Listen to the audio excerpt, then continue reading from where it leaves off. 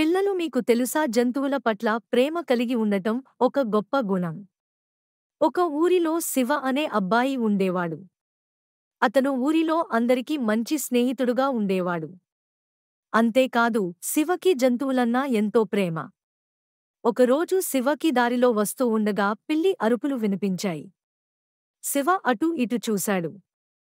దగ్గరలోని పెద్ద చెట్టు మీద పిల్లి కనిపించింది. ఆ పిల్లి కిందికి దిగలేక భయపడుతోంది. శివ అటూ ఇటూ చూశాడు. ఎలా ఆ పిల్లి కూనని రక్షించాలా అని ఆలోచించాడు. చివరికి ఒక కర్ర సహాయంతో ఆ పిల్లి కూనని కిందికి దించాడు.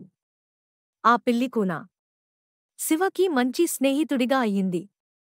శివతో ఆడుకోవటం మొదలు పెట్టింది.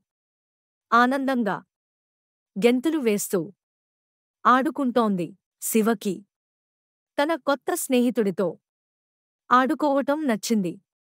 ఆ రోజు నుండి శివ ఇంకా పిల్లికూన మంచి స్నేహితులుగా అయిపోయారు. ఊరిలో అందరూ శివ కొత్త స్నేహితుడిని ముచ్చటగా చూసేవారు. పిల్లలు మీకు ఇలా ఎవరైనా మంచి స్నేహితుడు ఉన్నారా?